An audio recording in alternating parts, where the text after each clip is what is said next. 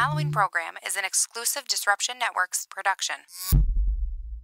Hey, Disruption Network. This is Mike Sacco, the general manager at Nye Volkswagen of Rome. If you don't know me by name, it's only because you have not received the best deal. There's only one reason to leave Utica, and that's to come see me in Rome and get the best deal on your next new, pre-owned, or certified VW. Mention that you heard this ad from Disruption Network and receive $250 off your next vehicle purchase. You'll know why our customers say, I love my Nye VW. Come see us at 5865 Rome Taberg Road in Rome, or visit us online at nyvwofrome.com. The Property Sisters of the Mohawk Valley was born when 3 top producing agents with over 25 years of combined experience selling real estate joined forces to take real estate to the next level. We practice with honesty, integrity, and the knowledge to help make the buying and selling process easy and stress-free for all of our clients. We pledge to always make our clients our top priority from start to finish, and even after the house is closed. We will always be a valued resource for information and assistance for our buyers and sellers. Our customers over the years have become not only past clients, but great friends. As we join hands together as the Property Sisters of the Mohawk Valley, we look forward to serving our clients and our community and making a positive difference. You can reach us at 315-601-9630 for all of your real estate needs. Hi, this is attorney Nick Pasalacqua. The team of attorneys I have assembled at Pasalacqua & Associates has been carefully hand-picked to include the best trial attorneys in the particular areas of the law that we practice. Have you been charged with DWI or any other crime? Members of our team include former assistant district attorneys, now fighting to protect your rights 24 hours a day, 7 days a week. Have you or someone you love been seriously injured in a motor vehicle accident? Members of the team at Pasalacqua & Associates include former insurance defense attorneys, now fighting to ensure that you get every penny you're entitled to. If you need legal help quick, don't waste your time or money calling anyone else. Remember, for legal help quick, you better call Nick and the team at Pasalacqua & Associates. 315-500-NICK or 315-500-6425 or visit cnytriallaw.com today.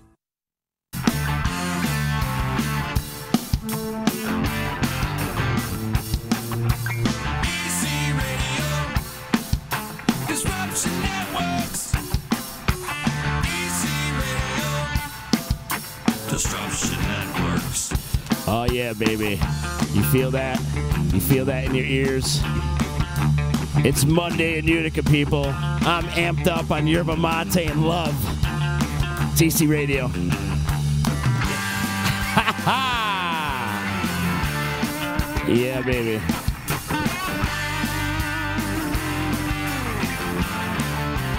Disruption Network. Greetings and salutations, everybody. It's me, Z. Monday on a beautiful Monday afternoon here in the Todd Williams Broadcasting Studio, the Apple Box Video Production House, if you will, the Broadcasting Towers, TC Radio. You can check out all our content at disruptionnetwork.net. Joining me, as always, my man Chicken. What up? How you doing? Coming down from a Slayer hangover. Oh. Ooh, that was a great show, man. Yeah, they usually Great do put show. on a good show. You know what? I've never seen Slayer, and I'm like a moderate Slayer fan. You know, I like Slayer. Seasons of the Abyss is like my favorite album, and but I haven't listened to them in a few years. Man, they played a great set. They just came out with so much energy. Like, these guys are done. They got so much fuel in the tank. And then to see Testament and Anthrax, and it was just a great show. Good stuff. And it was a great time because it was old school metal fans. Yeah. That know how to mosh pit. You know, they helping each other out. Nobody was being a dick. You know what I mean? And the coolest thing was seeing all the metal shirts. I'm seeing like Forbidden, Circle Jerks, you know, like Maiden, like all these obscure obituary bands I haven't seen in a long time. And just looking at all the shirts, I'm like, oh, this is really cool. Nice, buddy. It was cool. We got to introduce our guest, Spencer Morgan from the band Last Left, in the house with us today. Spence, good to see you, bud. What's going on? Thanks for having me. How you doing, man? I'm all right. How are you? Pretty good. You've been busy, huh? Yeah. I've noticed it's been that. a busy summer. We had a lot of weddings, actually, and we still do. Yeah. That's what we have a lot coming That's where up. the money is. No, and it's a good time. You know, the fact that people trust us with like one of the most important days of their lives. The fact that they put that in our hands, you know, for the entertainment, that's cool. You know, it's humbling to think about. And it's cool because then they call you for their next wedding. Exactly. And that's when we come back with our Slayer set, you know? Do you go right in and do the announcements? Like, ladies and gentlemen, I got to do all that. Yep, I do all the announcing and all that stuff. And basically what we do is for weddings, we'll kind of treat the first part as like DJing. So we'll DJ all their entrances, we'll DJ their first dances, unless they request that we play their first dance song, which we've done before. But otherwise, I do all the announcing over that and do the emceeing, hand people the microphones for toasts, all that stuff. So right on. And then we usually dinner, and then we play the rest of the night. So it's a good time. We just did Erin Hamlin's wedding, actually. Oh, did nice. you really? That was a great time. Oh, I bet that was a blast. That was a great time. How about her wedding made the New York Times? I saw that. It was a great article. They wrote an article about her in the New York Times. Yeah. That's pretty awesome. Big ups to Aaron and congratulations out to Aaron and John, man. Jonathan Hodge is a cool dude. He's man. a good dude. Does all He the is a trick great shots guy. with the basketball and like Yep. he's been on ESPN a few times for doing his trick shots. And Yep, I've seen that. But no, we've done some cool weddings this year though too. We were That's up in Lake awesome. George doing one as well, so that was good times. We've had fun. Yeah. And then we got casinos sprinkled in, and It's got to take you to a lot of Summertime cool shows. places, yeah, no, definitely. I mean, we once did a wedding on a yacht in New York City around the Statue of Liberty there. Wow, that's got to Yeah. be pretty cool. Yeah, they brought us out there. That was cool. That's very cool. Yep. There's some really cool wedding venues like MKJ. I think MKJ is a pretty cool. We actually were there this year. It was the one Saturday that it was like 108 degrees or something like that. Like it almost hit that outside. It was like a crazy amount, and it was hot as hell. Isn't that a It was- band? It was great. Huh? 108 degrees? Oh, no, it's 98 It's the metal version of the boy band. Uh-oh. All right, there it is. Sometimes the Monday. Like, it's Monday. Technical difficulties is my middle name. I thought you lost your voice. But my buddy Brian Badger's going on the road at 98 degrees. He's their tour manager. Oh, really? Yeah, he leaves in October. I got to ask, is this for Shark Week? Is this like a remembrance of Shark Week right here, or is this always here? It was a gift. A lot of people just bring gifts sometime. Okay. And that was one Damn of it, the I didn't bring anything. You don't have to. You brought you. You're the gift. I'll be back. Dave Borgia checking in and says, last left, great band. Keep up the great work, guys. Ah, So, thanks, Dave. Dave's Appreciate good, man. that, Dave. Thank you. Dave's a great man. Appreciate that. How long's last left been a thing now? Jeez. Tony Adamo and I, who's got Uncle Charlie and the Meatballs there, a little plug for him. Him and I started it, I want to say back in 2011. Yep. And then I had Steve Shane playing, and Mike Peake was in it. And then now I got Jeff Dingman on keys, Dave Miliani on bass, and then Steve Shepardson took over for Tony when Tony had to kind of bow out because he's got 3 kids, so he had to really just kind of. And we started getting really busy. He was like, I don't know if I can swing all that work. So, but it's good to see he's out there playing again. He's got his thing. But Shep's been with me since, so Shep's a great kid. I think you guys Good are dude. like the sharpest dressed band out there. Definitely. We've tried to get away from the shirts and tie thing a little bit just for the sake of Why? like, That's your thing, sweating though. ridiculous. I was gonna say, it's do gonna it be hot as hell. We'll do it obviously at weddings. Every wedding, we go dressed up to the nines and everything. And then the turquoise tiger, when we're up at the casino, we do to try to match like the Rat Pack vibe for there. And then the gig, we'll do it, but we'll play off of it a little bit. Yeah. But Saranac Thursdays, we usually don't do it just because it's usually really, really hot out. And Right. So you should do the shirt and ties, but sleeveless. Yeah.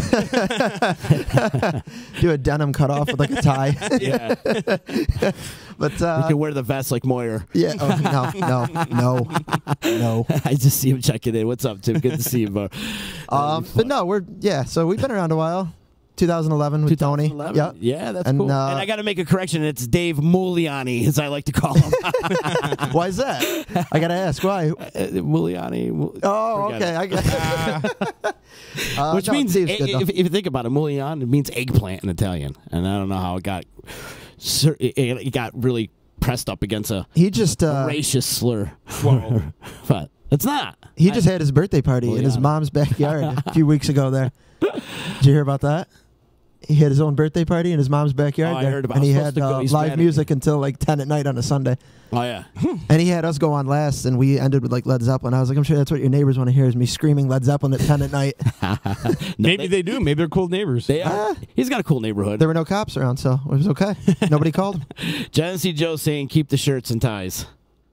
Joe, come on. And he's saying Canadian tuxedos. All right, that we could do. That will do. What's will a do. Canadian tuxedo? That was like the Mellencamp look, though. Just all denim. All denim everywhere, You get the Gotcha. denim shirt and jeans I and gotcha. jean jacket and yeah. Nice. I don't know. I don't know. We'll throw it back in there, but right now when it's 100 degrees, I don't know. I want to go back. You play the Turquoise Tiger a lot? Yeah, What we a great do the stage gig that and the is. Tiger. Yeah. It's awesome. Turnings don't trust us with 2 venues, which we appreciate. And I'm like, wow, thank you for that. So we switch our lists up for both of them. The gig is where we do a lot of like Bruce Springsteen, The Who, The Killers, Kings of Leon, Foo Fighters. And then the Turquoise Tiger is where we do a lot of Prince, Michael Jackson, Otis Redding, Bruno Mars, Timberlake, stuff like that. The danceable stuff. Yeah, that's where we mix it up. So we'll take like more of an R&B funk approach to that venue, and then the gig is more like rock. Right we'll on. do.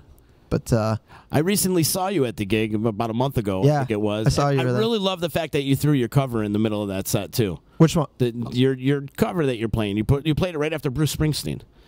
Oh, the original one there? Yeah. Oh, yeah, the one. Sorry, no, that's original, all good. But I said cover. That's all good. Don't worry about it. Which cover are you talking about? The one you did right after Bruce Springsteen. Yeah. Yeah. That's why they call it dope chicken.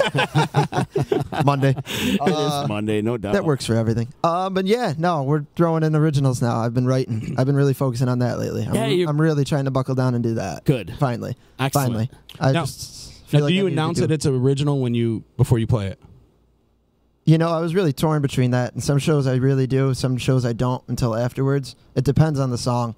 The one that I have out there now is called Shelter Me. It's a little bit slower. So I'll announce that one's an original so people can kind of brace themselves because it's a slower one. The first one I released is like that. So it's not really like a dance song or an amp-up song. But I guess the other two that I've got out there now that are copywritten and I'm in the studio recording, those are more upbeat. So those, maybe I'll start the song and announce over the top of it, you know, this is an original. So we got 3 right now that are in circulation just because I want to make sure they're copyrighted and they're protected. I mean, you never know out there. You never know. So I just want to make sure they're good, protected, ready to play out. Smart. So now you got to cover your ass everywhere. Exactly. You know? Learn. Yeah. Do you have that up on like Spotify and iTunes and all that right now? Shelter Me is up on Spotify. It's on iTunes, YouTube, all that. It's out there. Just my name, Spencer Morgan, Shelter Me. It's the guys from Last Left on there, but I wrote the songs, and obviously I wanted them to play on it. I didn't really want anybody else jumping in on them. You know, I love those guys doing it, but I just wanted to establish it as something different than Last Left. Yeah. You know, the cover entity, but I wanted to do it. I don't know. I didn't want it out there as, you know, I don't know. Does that make sense? You know, I didn't want it out there as like Last Left covers. You know what I mean? So I put it out there as me because I was the one writing it and stuff like that too. I gotcha. So. But no, all the guys are out in the studio, and then after the summer, once our schedule slows down a little bit, we're going to be going in there and doing more. Where are you recording? Out at Silver City Studios in Sherrill with Rob Capizano. Oh, okay. He's a great guy. Yeah. Great dude. And he's really accommodating with me because I'm not the most tech-savvy person. But he's really patient. He's accommodating. He's a good dude. And stylistically, I don't know. He knows the sounds that like I'm influenced by and going for and stuff too. So right on. That's good. Do you ever see yourself like moving off into like a solo side gig or something like that? I do acoustic shows. I do solo acoustic shows and stuff now too, especially when Saranac is done. I do every Thursday at the Harp. Tommy gives me, like, I guess if you want to call it like a residency, I don't know. He gives me that there. And then I do acoustic shows randomly around town too. Like I've done Cavallo's. I do the hospice event at Aquavino, which is coming up end of August there on Monday. So I do a lot of that. But I don't know. It's tough to say because some of the guys in Last Left, they got like jobs that tie them down. You know, Miliani's a wanderer. He's like me. Oh, yeah. You know, he could drop his bags in a second and be like, let's go somewhere. You know, but 2 of the guys also got a lot going on here. You know, families, kids, jobs, steady jobs. And so it's tough to say. I mean, probably somewhere down the road, but at the same time, I don't know. I work really well with these guys. You know, we got a good thing going finally. So it's good. You know, awesome. for sure. I was checking my time hop today. 8 years ago today, Blackfoot Jack played the Electric Company. Oh my God, I remember those days. I have to pull it up. How old were you in that band? Blackfoot Jack. Wow. Yeah. You were young, weren't you? Just fresh out of high school. My first band that I was in was Keel the Puppet with my father. Yeah. And then I formed Blackfoot Jack probably 2 years after that. So I was like 17. Yeah, you were still 16. Yeah. 16, 17. You were and that still was in with high school. Yeah. Yeah, Devin Blake, and then my brother Adam Morgan there and everything. Yeah, I remember we came down and we did a Thursday jam night there in Fredia because we wanted you to hear us for a couple songs, so that way we'd be like, hey, you want to book us? And then you did. We got a few shows at the EC there. Yeah, so a bunch. I remember that, yeah. You guys used to kick ass. I remember you being super young, so you were like 16 at the time. Yeah. How old were you when you first played the very first gig ever with Keel the Puppet? Albies. I was 15. Albies? Albies. Wow. Albies. Yeah. That building even there anymore? Albies. Yeah, it's still there. Is it? I think they turned it into apartments or something. So my third show, you'll get a kick out of this, was actually at the EC, and it was a part of the concert series for life. Oh, cool. And it was like televised, and I was like, wait, what? Because my second show was the Valley Brook, and then the third show was that, and they were like, oh, it's going to be televised. They're going to record one of the songs you guys do. And I was like, all right. I was like, I'm just going to hide behind the hair. I know it was good. But no, the third show was there. It was with 33 Hertz and Love Bone. Love Bone? Love Bone, yeah. I remember that because I had school the next day. I think you can find that on YouTube. If you search hard enough. Oh, the Keel the Puppet video? I think there was one recorded that one night. little segment of like a song from each band that made it out. Yeah. Somebody sent me the clip a couple years ago. I think it was a Stone song we were doing at the time. We were doing a song by the Rolling Stones that night, and they recorded that and put it out there. Right on. Which is cool, because, I mean, I look back then, I mean, Keel the Puppet for me, that was huge. That was a learning experience, and getting to play with my father. Yeah. And then Jim McCoy and Steve Lazarick, who unfortunately passed away July 4th years ago. But it's cool to be able to go back and see that video and see Steve and just, I don't know, see that time period. It was awesome. I learned a lot back then. I kind of just kept my mouth shut and listened to them and absorbed it. Attaboy. So, not anymore. Well, no, I don't know. Now, unfortunately, somebody's got to be the drill sergeant. I don't know. So you guys are killing it, though, man. We're busy. Yeah. Keeps me out of trouble and keeps Dave Miliani out of even more trouble. So we could do a whole podcast on him alone. We really could. Oh, boy. Yeah, that's for sure. Dave Moore's just saying Tennessee tuxedos. What's a Tennessee tuxedo? Is that the bolo tie? Dave, is that with the bolos tie there? You know, Tennessee tuxedo. I don't know. I don't know. Is that like covered in Jack Daniels or something? I want to say it's a bolo necktie. Tomorrow's guest, Gary Colmy, checking in. He's saying looking forward to meeting me again. So we're going to have a big, but we'll talk about that tomorrow. Well, we'll talk about that in a little bit. What's going on for tomorrow is what I should say. Your boy checking in, Rogers, saying, what up, chicken? Keep up the great work. What's up, Kai? Dave Borgia is saying Gina and Lorelai are groupies. Yes. LOL. Yes. You got groupies out there? They come to a lot of the shows. They're huge Who fans. So now that we actually started doing some of the Who songs too, they really get into that. No, they come to a lot of shows. They're always up front dancing and everything too. It's cool. And Genesee Joe checking in, posting that. I think it's posting that video that we were just talking about for Keel the Puppet. Let me check it out. Unfortunately, our TV is down today. Oh, it is? We're doing some construction around here. We're doing some remodeling, if you will. Well, geez, I wish I didn't wear this three-piece suit today then, you know? Let me see. Yeah, this is it. This is the video. Found the video, huh? I found the video. Keel the Puppet playing Shattered. Yeah, Rolling Stones. Yeah, that's cool. Play a little bit of it. That feedback.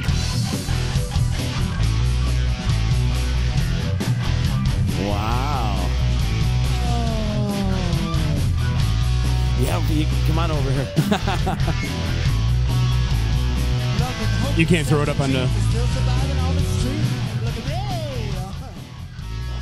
Wow, look at that. Jim McCoy always did a mean Mick Jagger, too. You guys are rocking over here. Oh, we just got flagged.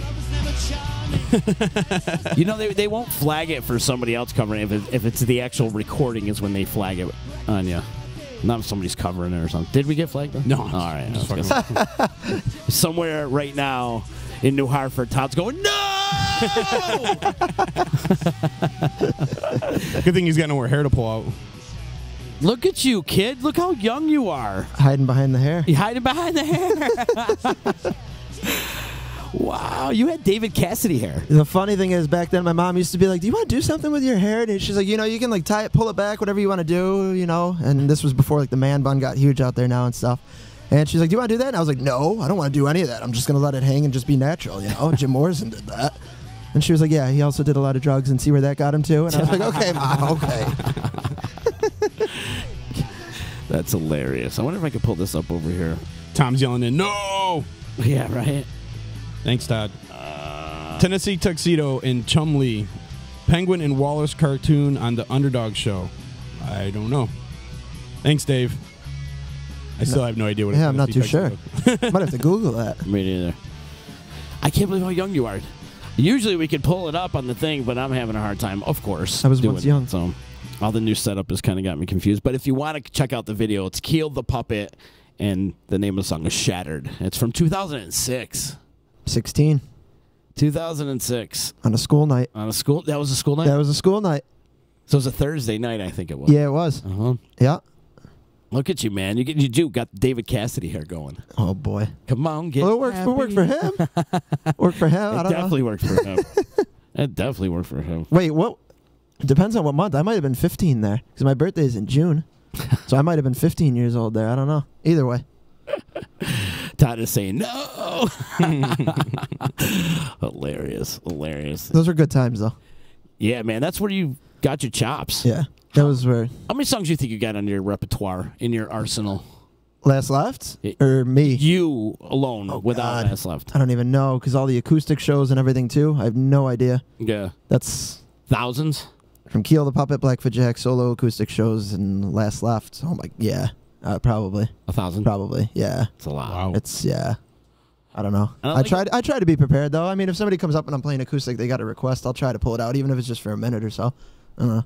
I like that it's diverse too. You could play a dance set, you could play a rock set, classic rock set, whatever. Pop today. Well, that's what lately we've been trying to. In Last Left, we've kind of started throwing in some stuff for us. We've started doing like Foo Fighters, Kings of Leon, Bruce, The Who, stuff like that. But we still do like Belle Biv DeVoe and stuff like that too. Belle Biv DeVoe. Yeah, we'll throw in some Poison and some Blackstreet. Some. You can do me in the morning, you can do me in the night. You gotta do some Clarence Carter. Our landlord Frank came in and he's plugging his ears. You don't want to hear that. Bad mental This is a picture. family show. Yeah.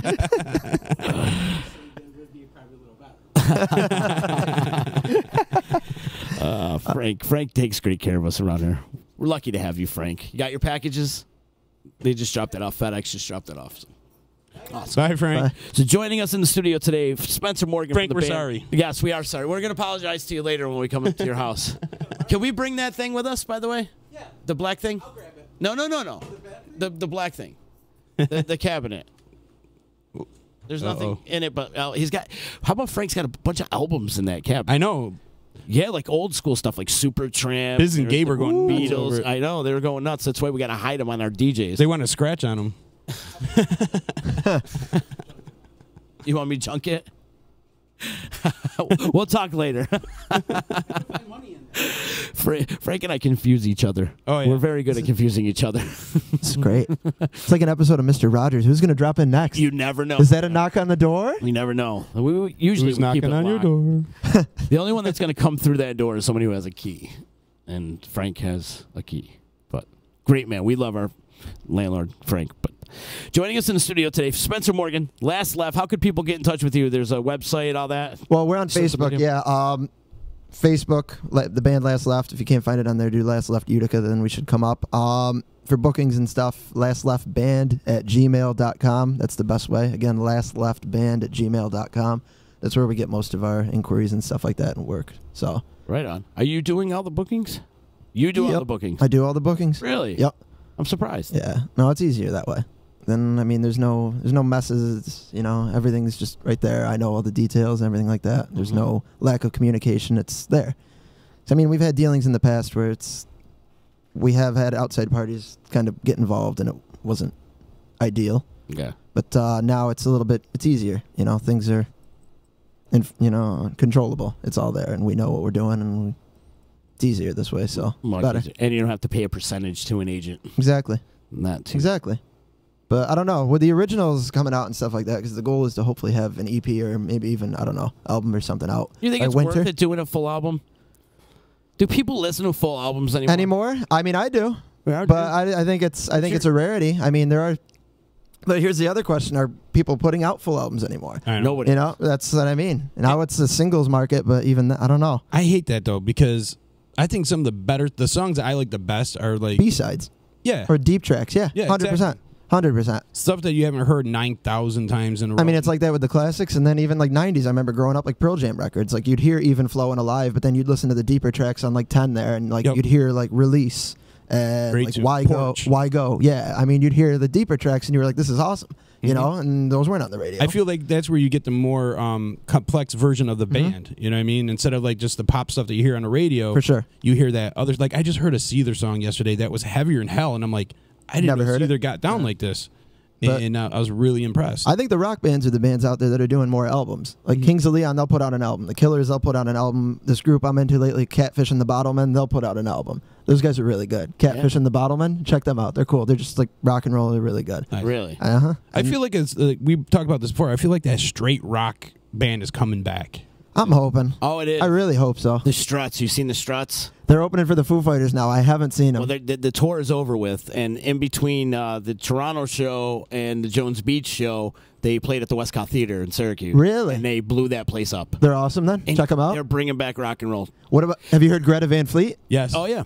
Those kids are good. I love Greta Van Fleet. I like what they're doing, and I'm glad there's kids out there playing this Yes. rock and roll. Yes. When they get older and they're hone in their sound a little bit, they're going to be awesome. Yeah, for sure. Once they start breaking away from that Zeppelin sound and stuff like that. I mean, if they came out in the 80s, I think people probably would have been like, what the hell? This is just a Zeppelin ripoff. This isn't cool. But now, so many years later, and nobody else is really have that sound out there right now. It's refreshing to hear again. It's like, whoa, this came out of nowhere. It is, and it feels like they're taking it to that level where Zeppelin should have kept going. Right. That cool, old school rock, bluesy type feel to it. Well, Zeppelin, they're one of those bands that you got to wonder. I mean, if John Bonham lived, what would they be doing now? I mean, they were just exploring musically. They were just exploding, doing every different everything. They were limitless. They could do anything. I say the same thing about Lane Staley. Yeah. When his last album was not the side project he did with the Pearl Jam, Mad Season. Mm-hmm. Phenomenal album. And that was his last piece of work, and I would have loved to seen him do some duos, duets or cover, a cover tune or something. No, I thought he had one of the best voices of the '90s. That's for sure. It's iconic. Definitely. I mean, the Unplugged show, you can really hear it even better too. It's just so stripped down, and he nailed it. Awesome. I agree, for sure. Yeah, it's unfortunate. And that being his last album, you can hear the pain in his voice. You listen to that album front to back, and you could just tell the guy's freaking dying. Well, Unplugged, wasn't that one of his last appearances there, too? And he comes out, I mean, he's got the sunglasses on. He just kind of sits down and, keeps to himself. He was just kind of, all, tightened up and just sitting on the stool doing it, yeah. They had to keep doing more takes and more takes during that acoustic thing, MTV Unplugged, because he was so wasted. He was forgetting lyrics. He was falling off the stool. He was nodding out. Whoever edited that thing did an awesome job. Did an awesome job because it's a masterpiece. You listen to that Unplugged album. Oh, it's phenomenal. It's definitely one of the top Unplugged sessions, that's for sure. Chris LePage checking in, says, check out Rival Sons. Outstanding band. Great band. Rival Sons? Oh, I've not heard these guys. Freaking awesome. All right. Really? Awesome. I got a chance to see them at summer camp 2 years ago. I'll check them out. Incredible band. Rock and roll. Straight rock and roll. Good. And there's a bunch of those bands coming out. They're just straight ahead. Well, what's cool is these bands are bringing around opening acts again. I mean, last year I saw Kings of Leon. They had Nathaniel Rateliff and the Night Sweats, who are awesome. Yeah, and I got turned on to them. Yep, exactly. I got turned on to them. He's playing SPAC with Neil Young and Willie Nelson. I'm thinking about going to that. That's going to be awesome. And then the Foo Fighters are bringing the Struts around with them. All these bands are bringing out these other acts, and it's really cool to see that they're starting to do that and trying to turn people on to just rock and roll again. Check out the Struts. It's like Freddie Mercury. It's like Queen meets Rolling Stones. That's awesome. And he acts he looks like Freddie Mercury fucked Steve-O. Is what he looks like. But his presence on stage and his charisma and the way he's out there getting the crowd into it, wow, he's got total command of that audience. That's cool. And it's fun to watch. I think it's interesting how they're when you're talking about opening bands and putting these lineups together. Years ago, I seen All That Remains, Hell Yeah, and Buck Cherry, and I'm like, how does Buck Cherry fit in this bill? Those other bands are pretty heavy, and Buck Cherry's kind of like radio rock. Yeah. I think straight up rock music, but not quite that same group. But what it did, it brought a lot of females to a metal show that would be predominantly dudes, and it mixed up the crowd, and I thought, wow, this is actually genius. That was probably back when Buck Cherry was getting a lot of radio play alongside of bands similar to them, like Papa Roach and stuff like that. They're still getting radio play. Do they really? I feel like they do. They do, like Crazy Bitch and Cocaine. You hear that all over the place. All the time. But it's unfortunate. We get requests for Crazy Bitch, and it's just don't play it. I love it. No, I do that. I do that thing where I pretend I can't hear it. I'm like, "What'd you say? I can't hear it." And I'm like, "Shep, start the next song. Start it." Crazy Bitch is the new Freebird, right? We still get requests for Freebird. God, it's not even funny anymore. That's unfortunate. It's just too much. It's too much.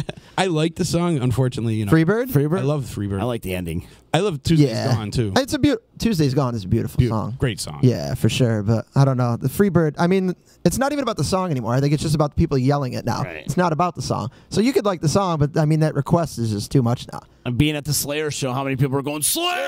The whole night. How many people were doing that? 20,000? Oh, yeah. They were a part of the Big Four tour, weren't they? Oh, yeah. Slayer? They are the Big Four. Yep. They are definitely the Big Four. I've never gotten to see them. And Anthrax. And Anthrax. So was it Metallica, Megadeth, Anthrax and Slayer? Yep. Which I could have said you could have probably put Testament in there, I thought. They could have filled in. I think them and Anthrax you could have I think they went by record sales. Is that what they did? I think so. I don't know. Or longevity, because Anthrax was there from 1981. They were out there trying to do their thing. It took them a long time, a couple of years, to really figure out what they were doing. But they didn't play "I'm the Man." I don't know. It's a metal crowd. Still an iconic. Last song. time I seen Anthrax, they did it. Belladonna's touring on his own too, isn't he? Well, he's doing his Chief Bigway thing. Covers, is it? Yeah. I've never seen him. He plays drums and he's great. He sings and plays the drums while at the same time. It's incredible. If you get a chance to check it out, it's great. It sits there and he does like anything from like Ronnie James Dio to like Journey. Oh, that's cool. Yeah, he's all over the place. And he's a great dude too. Like after the show, I handed my phone Tori and my friend Karen. They wanted a picture, so I'm like, "Excuse me, can I get a picture?" And he's like, "Yeah." And I handed my phone to go stand next to them. And like he was really gonna take a picture. I'm like, "No, dude, they want a picture with you." But he was cool. He's shaking everybody's hand, talking to everybody, taking pictures. And then you're like, this guy's part of the Big Four. Yep. I mean, this guy's opened up for some of the biggest bands around. They are part of the biggest bands. I mean, he's a heavy metal legend. That Married with Children is still my favorite episode.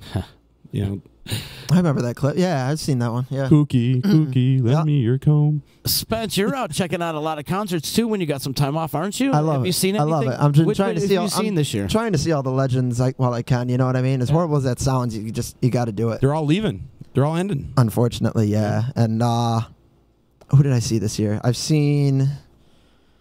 Oh, I went to the local one, the Roger Daltrey at the casino. He was great. Yeah. He was awesome. He did a whole bunch of Who obscure songs, which is great. I love the Who. Robert Plant. I saw him in Queens. Incredible. Did you really? Incredible. I had chills the whole time. It was just what was he doing? He did like 5 or 6 Zeppelin tunes, but he's also been putting out new material as well, which is why he won't do a Zeppelin reunion. He's, I guess, the one that's like, no, I'm not going to do it. Because he doesn't want to do a greatest hits tour, he said. You know, he doesn't want to do what some of these other acts out there are just doing, where they're just doing greatest hits. Plus, he's still putting out new music. How old is he now? I mean, he's got to be... He's like 72? Right, and hitting some of those high notes. Let me tell you, though, he's still good. Can he? He's still good. Oh. He sounded really good for his age, and I had chills the whole time. It was incredible. And does he just have a that was in band Queens behind him, or what kind of a band does he have behind him? The Sensational Space Shifters. They've been his band for a few years now. They're pretty solid. They're a good band. They do everything from like a rock sound, then they'll do like Middle Eastern Moroccan sound, then they'll do like folk sound. Like they just mix. It's kind of like Zeppelinish. I mean, they mix all these influences together to come up with that sound. It's great. I went and saw U2 at the Garden. Incredible. Incredible. They're just awesome live. They're just a great. Now, is that a greatest hit show? No. No. Because they just came out with a new album too. Okay. So they did a lot of that, and then they did one of my favorite albums by them is Octung Baby, which was their like early '90s one. Oh, yeah. That's my favorite album. And they did a lot of B-sides off that. They did Acrobat, Until the End of the World, and it was really cool. Really? It was cool. So that was a great show. Phenomenal. But no, I've been trying to get to as many shows as I can here. Anybody open for you two? Or is that just no, a night with? That was just them. Yeah, 3 hours. That was just them. And then Robert Plant had Sheryl Crow open for him. Oh, yeah. Oh, nice. And one of the coolest things I thought of that was we were like 6th row right on the side of the stage, so we could see out the back to where like the walkway was and stuff like that behind the stage. And we saw when Robert Plant came in. It was like he had just gotten dropped off. He was in blue jeans, purple T-shirt, flip-flops, and he had like his satchel and stuff like that. He walked right to the stage. He didn't go to his dressing room or anything. He just walked right on the side of the stage, stood there and listened to her, and was like clapping in between songs, just listening. And I was like, wow. I was like, you don't even see that with like other cover bands. You don't see that with like other acts like nowadays, really. No doubt. And this is Robert Plant. I mean, the guy's a legend, and he's standing there just listening to Sheryl Crow, supporting her, clapping for her and stuff. It's amazing. And then Johnny McEnroe was there too. She announced that he was there. She was like, he was here. I was like, you gotta be kidding me. So no, I don't know. I'm trying to get to all these acts. I'm going to see Elton John. I'm pumped for that. Yeah, you got to see him because he's retired. I've never too. seen him. Yeah, another one. I'm excited for that one. I hear it's just going to be an incredible show. And they put that's it. They put on those epic shows. Exactly. You know? Exactly. No, so you gotta. I'm just trying to get out there and see as many as I can now. Yeah. And I feel like that's doing your homework. I learn a lot. I don't know. It's great. I don't know. It's a learning experience. It's cool when you sit back and you look back and you're like, man, I seen these guys live and I seen this show live, and you feel like you caught a moment in history. Yep. Like when I seen Guns N' Roses up in New York City. See, that's incredible. It was. I loved it. And Lenny Kravitz opened up for him. He's someone I really want to see live. Lenny Kravitz. He was great. He was great. And then to think, oh, we've got Guns N' Roses coming up, and it was Slash's birthday, and he came out there and played this crazy like solo, and went right into Sweet Child of Mine. And the next day it was all over YouTube, and I'm like, I seen that shit live. That's awesome. It was one of the top 3 concerts I've ever been to in my life, and I've been to a lot.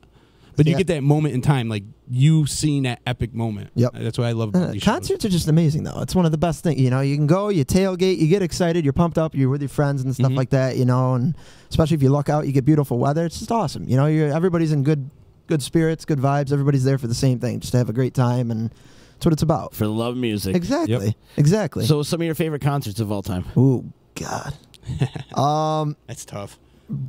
Bruce Springsteen. Nice. I mean, 4.5 hours straight at his age. I mean, it's incredible. You have kids less than half his age that can't do that. That can't do 4.5 hours straight, and he's out there just doing it. It's incredible. Genesis in Hartford, Connecticut, like 2006. It was incredible just seeing Phil Collins come up, front the band, and then he'd jump behind the drum set and play too, and then he'd get back up in front. It was incredible. Was Peter Gabriel with him? No. No. Never be with him. No, I know. So yeah, Paul McCartney, where I saw you at, that was just an incredible show. Just to be able to be like, I saw a Beatle. That's incredible. Paul McCartney's right there. Robert Plant, absolutely. And then last year, I actually went to my first stadium show. I'd never been to a stadium show. I saw U2 on the Joshua Tree tour, and at MetLife Stadium. 30th anniversary. Yeah, it was incredible though. They're very production heavy, right? They opened on like a small stage. They had like a small walkway. They had like a little circular stage out like towards the center of the crowd. Wow. And they did like 5 or 6 songs. They opened with Sunday Bloody Sunday. They did New Year's Day. They did all these great songs. And then they went into Joshua Tree in its entirety, and they went to the huge stage, which was massive. And the show on that was just incredible. And then they did a few songs at the end of that too. So that was just an experience where I was like, wow. You know, it wasn't as intimate as like the Garden or anything like that, but it was just the spectacle of it. I was like, wow. And then you look around the stadium, the sold out MetLife Stadium, and everybody's just going nuts. I love how you call the Garden intimate. Compared to that, I don't know. Right. Compared to MetLife, it is. I don't know. It is. But no, I don't know. I'm just trying to get to these shows. The Killers were great. You seen the Killers? Yep, at the Garden too. Them. Yeah. They actually another band that the Garden here. I got intimate, very intimate place. They had an There's opening something act about the Garden though. When you see a show there, there's nothing like it. No. You can feel that place move. You really can. You know what I'm talking when about? U2 right? played "I Will Follow," which was like their first hit song and stuff like that. The whole place was just shaking. Yeah. Everybody was jumping, and I was like, "Oh my god!" Because you're on the 8th floor of that place or whatever it is, and you could actually feel that place move. I felt it. It's amazing. The Killers, they actually are another one of those bands that had an opening act with them, and I got turned on to that opening act. The guy's name is Alex Cameron.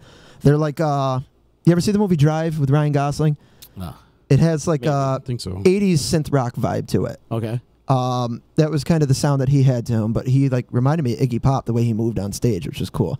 You know, he had the hair like Iggy Pop, and he was tall and like slender and was moving around like him. He was a great opener too. So, again, these bands that bring around the opening acts, it's cool. Yeah, it's cool as hell. It's we talk about Alice in Chains, and they did Clash of the Titans, and they got booed off stage. They were throwing batteries at the guys. Yeah. Alice in Chains. And then same thing when I seen Stone Temple Pilots, they opened up for Megadeth, and people were booing them off stage, and I'm like, see, I love STP too. I do too. And so that you never know who you're going to see like opening up for these bands. Yeah. Who have you like seen before they hit it big, like these opening acts, and like just caught like lightning in the bottom, and like, oh my god, I just seen these amazing band. U2. No. How about your bucket list? Trying to think. Is there anybody on your bucket list that Rolling Stones are number one. Rolling what? The Rolling Stones. You have never seen Stevie Wonder's up there. Yeah, mine too. I mean, I got to see Stevie Wonder. I think that would just be incredible. I'm with Unfortunately, a lot of my bucket list I don't have the chance to see now. David Bowie, Prince. I'm not going to get the chance, obviously, now. Maybe a hologram. Yeah. No, those are a couple shows that I would love to see. Just the legends, because I know I'm going to have to. I really want to see Pearl Jam. I'd love to see Pearl Jam. Oh, you've never seen Pearl Jam? No, and I hear Eddie Vedder just live. I've seen them incredible 4 times. And I hear they put on an amazing show every time. They were one of those bands that I seen before they had an album out.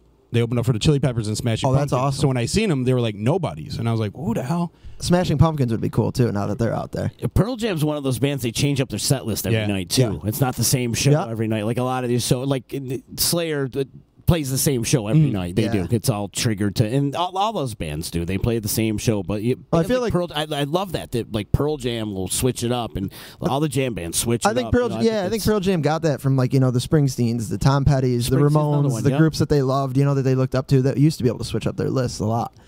I don't know about the Ramones. They would do 40 songs in a half hour. But no, like Tom Petty and Bruce, like they change up their list. Yeah. Well, they would change up their lists all the time. Every night. So I think that's where Pearl Jam got that from, And They're big. It's crazy to think about. Yeah. Yeah, I don't know. Eddie Vedder singing "Love Reign Over Me" is just incredible. Amazing, and he did. When I seen him, they did Bebo O'Reilly as an encore. Really? Fucking phenomenal. I love that song. We play that song now. Do you? Yeah, we've thrown that one on the favorites. list. Yeah. Remember the Hurricane Sandy? They did that benefit, and Eddie Vedder got up and did something with somebody. I forgot what the hell it was, and it was just completely. It put. I think it was Rain on chills Me. Was it Rain on Me? He did it for Rock Honors for the Who, and he just blew the doors off. I'm gonna have to look that up actually. And he also did. I don't think it was that. He did the Real Me. He did the Real Me, Love Reign Over Me that night. I remember that. He also did Neil Young too. Yeah, I love Neil. Keep on Rocking in the Free World. Yep. Did a great version of that. Oh, Pearl Jam did an album with Neil Young where they were his backing band. Oh, that's right. Yeah, it was. I can't remember the name of it now. Was it Harvest Moon? No, it was real garage rocky sounding. It was a darker album. It was cool though. I'll look it up quick here. It's gonna bother me. That was their idols back. I want to say it was like Mirror Ball or something like that. You get a chance though, go see Pearl Jam. They put on a great show. I want to see the Foo Fighters too. My cousin just went and saw them. My cousin Chad, he just went and saw them and said they were incredible. He said they just put on an amazing show. Let me see here. Mirror Ball. Yeah, 1995, Mirror Ball, it's called. And it's Neil Young and Pearl Jam was his backing band, which is cool. I love that stuff, though. I do, too. I love when you get, like, the bigger bands that take, like, the back seat to, like, other artists, too, and be like, nope, we got you. Except for the Metallica Lou Reed thing didn't really work out. Nah, that wasn't... I love Lou Reed. I love Lou Reed, but I wasn't huge on that. But I know Tom Petty and the Heartbreakers, they did an album Rick Rubin produced for Johnny Cash, which was great. And they were his backing band on that whole album. Tom Petty was on my bucket list. You never saw him? No, I never got a chance. I got to see him twice. I was like, I'll see him next year. See, I didn't know that he was playing the last tour that he did. I never heard about it until after it was done. Then they're like, oh, Tom Petty just played at CMAC. And I'm like, what? I never heard it advertised or anything. Like, I never heard anything about it. And then Joe Walsh opened up for him. I'm like, that would have been an incredible show to see. But unfortunately, I didn't get out there for his last one, which sucks. He was a great show. He's just one of those shows that you'd go to and you knew almost every song. Right. You know, he just... And you forget, like, Tom Petty, I know, Free Fall and blah, blah, blah. And all of a sudden, like, he keeps playing. You're like, holy crap, I forgot about all these tunes. Yep. I remember Don't Come Around Here No More stuck out to me. I remember he did that at SPAC when I saw him, and that stuck out. Really, really good. You get one of those songs that you weren't really a fan of, but after you see the performer play it live, then also you're obsessed with that song. Because at first I wasn't huge on that song. It was there when I was growing up. It would be playing in like Hard Rock cafes when we'd go on vacations and stuff. But I was like, yeah, it's good. I was like, I don't know, it's overplayed a little bit. But when I saw it live, I was like, oh, this song's amazing. Never mind. And then the music video is trippy as hell. Like, for me, Guns N' Roses' Night Train. Like, I like the tune, but live, oh my God, it sends chills down my spine. I was just like, wow, this song is amazing. That's a great song. Band is just checking in and saying the set in stone aspect of U2 was disappointing, but the spectacle of the whole show made up for it mostly. Yep. Well, U2 this year, they've pretty much been doing the same set list, I will say that. They rotate a few songs in and out, but it's been the same set list because they're trying to plug the new album. So they do a good amount of that, and then they throw in some of their, not even staples, because they said they didn't want to do that. They said this was a show for, like, the fans, and they would do all, like, the B-side songs and stuff like that. So that was what they said, at least. I don't know. But it was cool. Who would you like to open for? Oof. What would be your ultimate opening slot? Is there a chance I get to get on stage and play with them for a song? Yes. Okay. Ooh. Yeah. Wow. Ooh. You got to open. Probably Bruce. Bruce? Probably Bruce, yeah. Or the Stones, maybe. Just because I don't know. I'm going with those acts because those are like the pioneers. Those are like the godfathers of rock and roll there, you know? I mean, to get on stage with like Mick Jagger or Keith Richards or Bruce Springsteen, that would just be pretty incredible. Yeah. I don't know. So probably, I don't know. I'll say one of them, probably. Imagine taking the DeLorean back in time and seeing Bruce Springsteen in like his heyday and like say he used to play the Odd 1972 or something like that back in clubs in New Jersey. I'd like to check that out. That'd be pretty cool. I want to go check out the Stone Pony. I've never been there. And I hear that's a great club out there. I mean, that's where Bruce and all them used to play, Southside Johnny and all those acts out there used to play. Some of the early Bruce, like, it doesn't even sound like him. You know what I mean? No, he had a really eclectic sound in the beginning. Yeah. It was like jammy-ish with like a jazz tinge to it as well. I don't know. It was different than the Born to Run sound when he started diving into like the Heartland. Right. But he was very Dylan-esque with his writing in the beginning because his lyrics were all over the place, like kind of Dylan-ish. Yeah. Would he be... He'd probably be your top influence, you think, Bruce? He's up there. Yeah. I mean, I don't... Because I got so many influences that I like listen to that I love. I try to listen to everything. Yeah. But Led Zeppelin was like one of my favorite bands of all time, but I know that I'm not going to be able to sound like them because I know I can't hit those notes that Robert Plant does and everything. I'm not Greta Van Fleet. I can't do that. But, I mean, songwriting-wise, it's like Bruce, Tom Petty, U2, Paul McCartney, Mick Jagger, Keith Richards, Pete Townsend, people like that. I don't know. I look to their songwriting and be like, well, that's pretty incredible. That's pretty amazing stuff. Band is just checking in. Says, my mom's cousin is friends with Bruce. He showed up to the cousin's retirement party and got on stage and sat in with the band that was playing. How awesome would that be? It'd be pretty incredible. That's really cool. Yeah, that's. Oh, there's Bruce Springsteen sitting in with your band. He's known for doing that, I guess. He just pops up randomly and when he's home in Jersey and he just gets up and just whatever. Can you imagine that band must have been shitting bricks? Like, Bruce Springsteen's there. Holy shit, we better be on tight, you know. You know who I love does that too? Is Dave Grohl. Yeah. Yep. He's everywhere. Well, you know what's great about him is he just appreciates music. Yeah. You see him at like any of these like music ceremonies or awards and stuff like that. He like I remember watching something. Dolly Parton was on stage. He was like one of the only people in the crowd standing like going nuts for it. And I was like, wow. It's like Dave Grohl's going nuts for Dolly Parton, but then he goes nuts for like Metallica and stuff too. Like he's all over the place. I feel Corey Taylor's kind of like that too. Yeah. Like fan of the music. Aaron Lewis. They seem like fans of the music first. There's too much great music out there to shut yourself off and only listen to like one style. At least that's what I think. I don't know. There's way too much great stuff. Or think you're doing the best stuff out there and everybody else besides you sucks. Because you get some of these egotistical idiots that, you know, that's what they think. And I like seeing the musicians that out there that like supporting other people and just love to see a great band play. You know? No, real recognizes real. I mean, as corny as that sounds, it is true though. I mean, you can just, you know, I mean, it's just. What were you listening to today? Catfish and the Bottlemen, actually. I gotta check them out. Remind me about that. They're pretty cool. Yeah. Catfish and the Bottle. I think you'll like them. They're cool. And then Gaslight Anthem a little bit. I've been getting into them a little bit lately. They've been around, but I never really dove into them. Just a few songs here and there. So I was checking them out. And then, I mean, as far as hip hop goes out there, I still like Kendrick Lamar, A$AP Rocky, Schoolboy Q, people like that. But I don't know. I can't get into the newer hip hop that comes mumble rap with pink hair and all that. I can't do it. I don't get it. I really don't get it. It's all over the place too. It's just like syllables. They don't even say words anymore. And I saw something the other day, and I thought it was interesting. It said that hip hop is bigger than rock and roll right now, and I'm like, I don't know how that is though, too, because isn't hip hop in one of its lesser states right now? I mean, growing up for me, it was like Dr. Dre, Eminem, Jay-Z, all those guys and stuff like that, and that was at like the golden age for them. You know what I mean? And now I don't. The 90s was the golden age of hip hop. Do you think today compares to that? Hip hop, rock too. Yeah, I mean, it was one of them. Yeah, but I don't know. They just. That's what they said. For hip hop, rock and roll. Definitely for rock. Yeah, it was one. You can say the 60s, right? Yeah, 60s and 70s for sure. There's so many golden ages for rock. I feel like. Yeah, there was a few. Because I mean, can you imagine even being alive in like the 50s or like the early 60s when like Elvis and Roy Orbison and Johnny Cash and and Buddy Holly, all those acts would like tour together and just do a few songs a night in like gymnasiums. They'd come to your town and do a few songs each and then leave, blow out of town. Set up for an hour. Right? Can you imagine like seeing something like that like back in the day? And then obviously the British invade everything. There's so many golden ages for rock. Yeah. You know what I mean? But I don't know. It's not. But for hip hop, the 90s for sure. Right? For sure. But I don't know. They're saying it's at the forefront now, so I don't know. I don't know. I think it because it got worse. I think I agree with I think that. it's dumbifying America down a little bit with today's hip hop. Well, it's like hip hop / pop. Right. You know what I mean? It's like hip hop in its truest form, like back in the day in the 90s. It's not saying anything. It was rebellion. That's what I was going to say. What do they have to say? It was the metal. Now? It was how metal used to be, like, you know, for the rebels and the underground. And well, that's what those first bands were. Run DMC, Public Enemy, when they came out. NWA. Yeah. They had something to say. Yes. They were talking about what was going on to them. It was real life shit. Now it's Molly Percocet, or whatever. It's stupid. That's why hip hop sucks. That's why I like Kendrick Lamar. I think he's like one of the last people out there. J. Cole's good. He's another. I like J. Cole a lot. I like Kid Cudi a lot, actually, though, too. Kid Cudi, because he actually does stuff with like live bands too. He'll do stuff with like MGMT.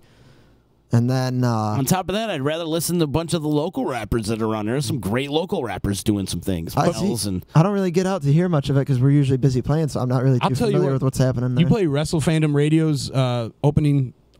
Rated R crushed it. Yeah, they crushed it. He's got the best opening we got. Well, your opening's pretty good too, but he just has.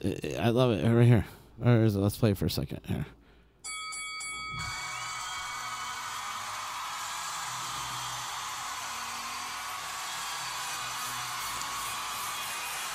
Long intro. Yeah, it is. Wrestle Fandom Radio, Disruption Network, Stu Garrett rated Kills it.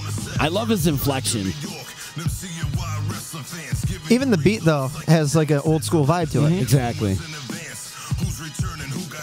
Little, Is that Exhibit? I'm about to pimp your ride. Now that's rated R. He's a local guy. yeah, he kind of almost has that Everlast sound to him a little bit. A little bit, too, yeah. It's hard though. Yeah. That's what he's got. I like he's that got great rough. pipes. He's going in. Who is leaving? What you think of TNA? What you think of the E? Who's the best in Ring of Honor? Who's in NXT? Also Lucha. Big ups to our boy from Wrestle Fandom Radio, rated R. I like the voice, though. He's assertive. Yeah. You believe it. You do believe it, right? And that's what you look for with music for the most. You want to believe it. Conviction. excellent point, Spencer. Excellent And point. you get your head bopping. Yeah. Yeah. You know, you're sitting here listening, you're like, your head's bopping. You're like, oh, and it's an intro. Yeah. All right. No matter what genre out there, though, you just want conviction. Believe it. You know, you want somebody to make you believe them. You want to know that they believe in what they're saying. Totally.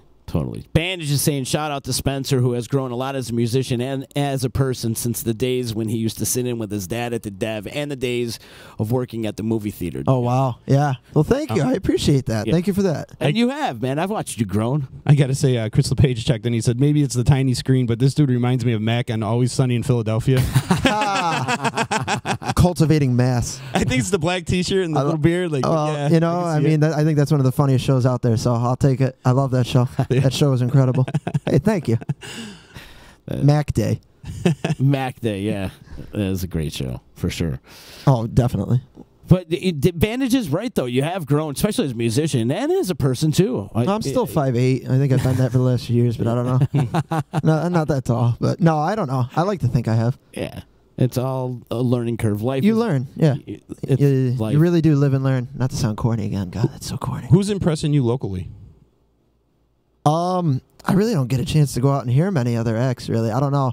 I mean, every time I get to go out and see Blarney Rebel Band, actually, I really like them. The Sisters are always impressive. Always. Those guys are solid musicians. Indeed. I've seen the Allman Brothers tribute, and they nail it. And then Blarney Rebel Band is just great. And Justice McBride. Yeah, I never got to see them, actually. Oh, you haven't? No. Who else? Every now and then when we would play up at the casino, we'd play the Tiger. We get done a little earlier than the bands at the gig. So I'd go downstairs and check some of them out. This band Redline that actually just got done, they were pretty impressive. They had a cool list. And I think it's two of the guys that were in the New York Flyers that were a bigger band in the area too. They just got done. But yeah, I don't get the chance to go out and hear many live acts lately. I don't know. So it's tough to say, but I would say the Blarney Rebel Band, the Sisters, I like what they got going on for sure. It's hard when you're gigging every night. Yeah. And you're gigging every weekend pretty much, tough. right? Yeah. Three nights a week? Yeah. Yeah, for sure. And then I'll pick up acoustic stuff too. So, I mean, it's tough. Mm-hmm. But I'm not complaining by any means. I love it. It's what I wanted to do. It's what I signed up for. You know, so I don't really see me doing anything else. When's your next gig? It was supposed to be tomorrow night, Ark in the Park in Herkimer. That got canceled, unfortunately, due to the weather. Well, it's going to be postponed. We're going to book a different date. I'll keep everybody posted on that. Thursday night, we're at the Celtic Harp, Saranac Thursday, 8 to 11. Oh, nice. That's always a fun gig, huh? That's a good time. Yeah. I love Celtic. Celtic's a great place. You know, they got the courtyard right there. It's always the first stop for people after the brewery. Uh-huh. You just got to try and keep them. That's all. So, and we try to do that with our set list. You know, it's pretty eclectic. A wedding Saturday. Sunday is the Bites, Brews, and Tunes at MVCC to benefit the Neighborhood Center. And we're playing a set 5:30 to 7. And we actually have to mix it up a little bit because our keyboard player, Jeff Dingman's out of town. So we're doing a trio, me, Miliani, and Shep. We're just going to mix it up a little bit and do some different stuff, maybe some Police and stuff like that. I don't know. We'll see what we can pull out. So you ever do any ZZ Top? I've been in bands that have done them. It's been a while. I don't really have the facial hair to do it. I feel like a lot of bands don't do any ZZ Top covers. No, I don't. Yeah, I don't know. They're out there. Yeah, I know. I'm just trying to think, like, last time I heard a ZZ Top cover. That's not a bad idea. Because one thing we're trying to do lately is we're trying to separate ourselves from some of the other lists that are in town. The lists that are set. We're trying to throw in different stuff. Stuff that other people don't play. Stuff that people don't usually hear when they go out. But stuff that hopefully will still grab their attention and be like, wow, that's impressive. So, for example, Bob O'Reilly by The Who. Born to Run by Bruce. Kashmir by Zeppelin. All great tunes. Stuff like that. We're trying to grab stuff that's going to have people being like, what the hell, Prince? You know, I don't really hear anybody doing Prince. I don't know. We've actually, looking back on it, we've changed music a good amount. probably more than like Lady Gaga changes wardrobes at a concert. But we've changed stylistically a lot because we started out doing Dave Matthews and John Mayer, The Script, Gavin DeGraw, stuff like that. Then we did dance stuff for a while, but like straight up dance stuff, like that kind of thing. With a live band feel, we tried to do that. But now I think we're kind of touching on every genre. We're trying to be that band that can do it. You know, we go from Turquoise Tiger where we throw in Sinatra stuff, and then we can do country stuff where we do like Chris Stapleton and Zach Brown Band, and then we do Belle Biv DeVoe, Blackstreet, and then we'll do Prince and Bruce and the Who. I don't know. We're trying Foo Fighters. We try to do a little bit of everything. We really do. So I don't know. He's being facetious, right? Yes, Because he just said try playing Uptown Funk. No one plays that. And it's like everybody Uptown Funk plays that. That's the only song I've ever had to post something about saying please don't ever request it again because it just got to be too much. I can't take it anymore. Like, I mean, to each their own. If people like hearing it still, I mean, who am I to rain on their parade? I don't want to do that, but it's just one of those songs that when it first came out, I was like, this is cool. It's but the then new I was version. like, all right. It's stop. the new Freebird. Please, no, because everybody wants to hear Uptown Funk. Uptown Funk. You know what though? Do people really want to hear Freebird? Because one of these days I want to go into a half-hour version of it and have them be like, "Okay, please stop." I immediately regret requesting this. No, they just want to yell Freebird. But and then we did that phase where we were doing like Backstreet Boys and stuff. And I remember like you used to break our balls about that. It was funny. You break Meliani's balls about that, and because he looks like a Backstreet Boy. Well, we were doing that because nobody else was doing that. You know, it was one of those things. And then we'd see how some of the people would respond to it, and we were like, "Oh, it's actually going over." But now we're kind of like, you know what? Let's find other avenues that are going to go over as well. But we still throw it in once in a while if people request it because they remember us doing it. But like Joan Jett or Hart. I mean, I imagine that could be kind of cool. I hit puberty last year, so I think those are a little out of reach now. No, I love Joan Jett. I actually just saw her live. She's great. She's still a badass. You know, I love her. She's great. The other song that drives me nuts. Which one? And I wish everybody would stop playing is Don't Stop Believing. Ugh. I'm so sick of it. I'm so Luckily, sick we of don't do it. I'm I don't know. so sick of Don't Stop Believing. Mm-hmm. Well, Journey's one of those bands, too. I mean, they're a fantastic band. They're one of those greatest hits bands to where they have so many songs. Right. Why not pick another one? Right. Or Pour Some Sugar on Me. That song's been out since like mid-'80s, and it's like they got other tunes, guys. Like Living on a Prayer. Living on a Prayer. Yeah. It's another one. It's like, and AC/DC Shook Me All Night Long. Like, those are the only like rock songs that I think people in Utica know.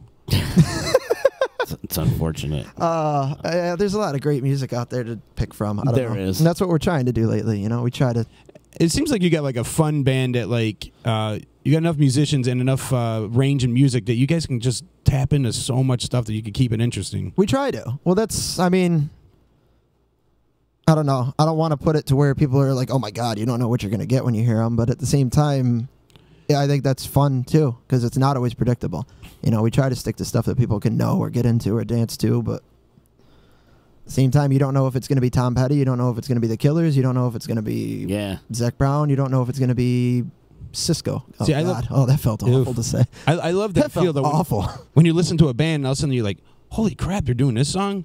And then like you pop into something else like, holy crap. Like, and it keeps it interesting, you know, instead of, like you said, the same old stuff you're used to hearing. All the time, over and over again. Stop playing Don't Stop Believing. Please stop. Stop. Stop believing. Please stop believing. Stop believing. Stop believing. Just stop. Journey's a beast, though. It's tough to find. It's tough to find people that can cover them like really, really well, though. Not voice-wise, obviously. I mean, Steve Perry is one of those voices that's just iconic. So it's tough. It's really tough. Stop. We have to do some though because my keyboard player is like. He loves them. He's the biggest hard-on for Journey ever. Like that's like his all-time favorite band. So what do you do? Like separate ways? Yep. Or something? Yeah. Yep. But we drop the key a little bit so I can hit it more comfortably. So it's not like Slayer doing separate ways. But no, it's we drop it a little bit so I can hit it more comfortably. That way we can do it more. We don't have to worry about you think you got it right now. You know, I don't want to have to worry about that. But no, Jeff, that's Jeff's area right there. He loves that arena rock stuff. Journey and Styx and Foreigner, that's it. Billy Joel, he loves that stuff. He loves it. What do you do by Styx? None yet. Oh, okay. So much to his dismay, but we got a few he's talking about doing. But again, I don't know. There are bands that do Styx, so we try to steer away from what they're doing. So it's different. So you're not, beating the same songs into the ground. REO Speedwagon? Yeah, we do roll with the changes. Nice. Yeah. We're talking about doing another one in there, though, just to alternate. So that way, if somebody were to... I mean, we do a lot of shows back to back. and there are people that come out, and we try not to give them the same list every night. So we will alternate, I think a Keep band. writing.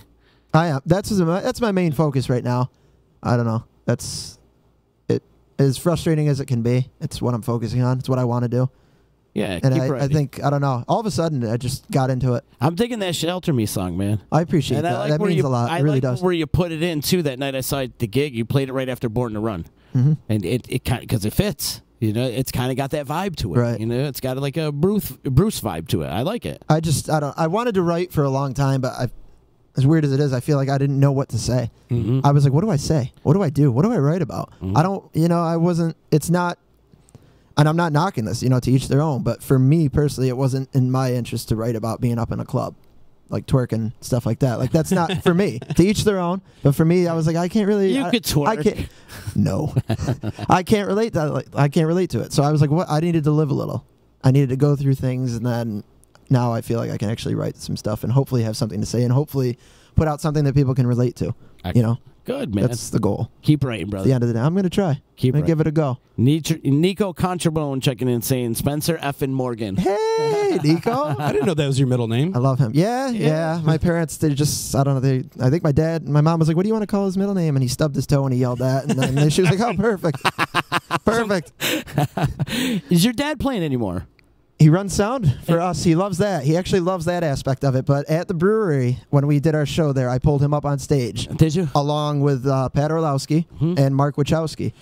And my father. And it was a great time. We did Tom Petty tune. We did Because the Night by Bruce Springsteen, but Patti Smith did it. And then 10,000 Maniacs there. 10,000, yeah. Yep.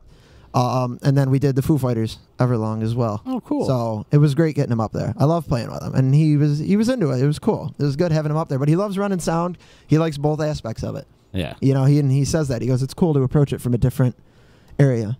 So it's cool. And he knows the songs inside and out, which is great. Which is why when we do shows and they provide sound, like I always tell people, I'm like, look, I'm not trying to be rude, but we feel more comfortable using him. Like, you want to get everything all set, that's fine, but we do feel more comfortable using him because he knows the songs. He knows the sounds as well, to where if something needs to come up, something needs to get brought down, the balance, everything, the mixes, he knows them, because he's working with us all the time. So, but You're lucky you got him. For sure. You're For sure. Yeah. Great teacher, great mentor. And he got me in my first band. Yeah. So it was awesome. I've been fortunate with the family I have too, because my brother's a drummer. Yep. And then my mom just always listens to music. She was always listening to great stuff around the house. U2, NXS, Led Zeppelin, Iron Maiden.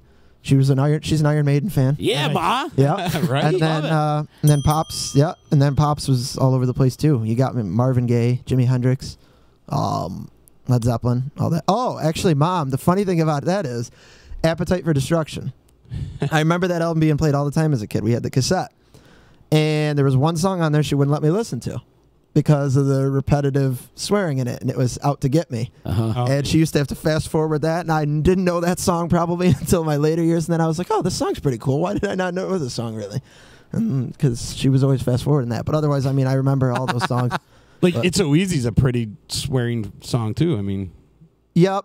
Yeah, I think that was one of those songs that she kind of snuck by her. Oh. Because there's that one part where Won't you I see you standing there. You think you're so cool. Why don't you just... And then when that was said, she was like, oh, my God. Oh. She'd make loud noises so I would be distracted. I'm like, what?